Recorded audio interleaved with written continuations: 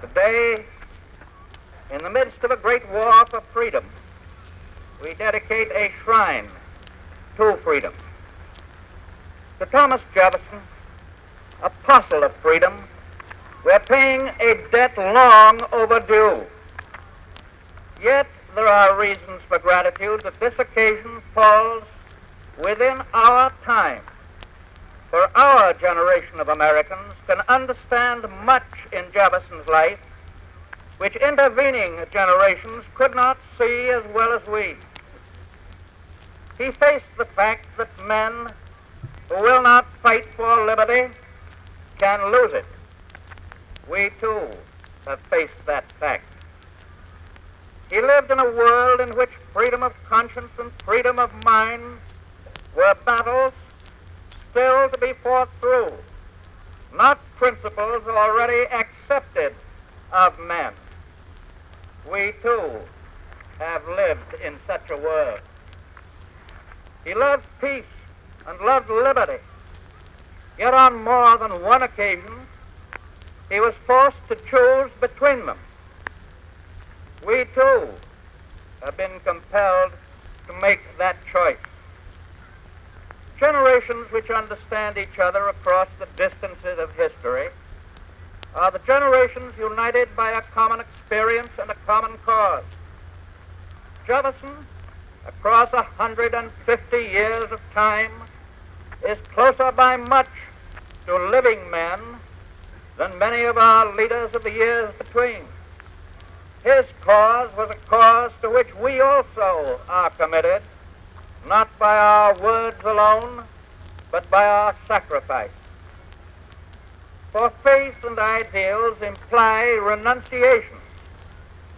Spiritual advancement throughout all our history has called for temporal sacrifices. The Declaration of Independence and the very purposes of the American Revolution itself, while seeking freedom, called for the abandonment of privileges. Jefferson was no dreamer. For half a century he led his state and his nation in fact and in deed. I like to think that this is so because he thought in terms of the morrow as well as the day.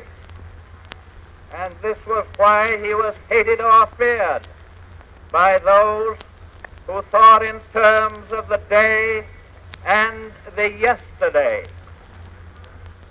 We judge him by the application of his philosophy to the circumstances of his life. But in such applying, we come to understand that his life was given for those deeper values that persist throughout all time. Lead us in the philosophy of government, in education, in the arts, in efforts to lighten the toil of mankind, exponent of plannings for the future. He led the steps of America into the path of the permanent integrity of the Republic.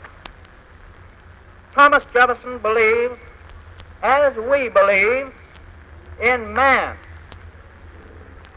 He believed, as we believe, that men are capable of their own government, and that no king, no tyrant, no dictator can govern for them as well as they can govern for themselves. He believed, as we believe, in certain inalienable rights. He, as we, saw those principles and freedoms challenged. He fought for them, as we fight for them. He proved that the seeming eclipse of liberty can well become the dawn of more liberty. Those who fight the tyranny of our own time will come to learn that old lesson.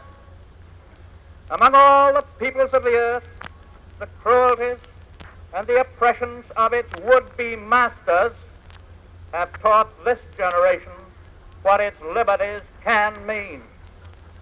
This lesson, so bitterly learned, will never be forgotten. while this generation is still alive. The words which we have chosen for this memorial speak Jefferson's noblest and most urgent meaning, and we are proud indeed to understand it and share it. I have sworn upon the altar of God eternal hostility against every form of tyranny over the mind of man.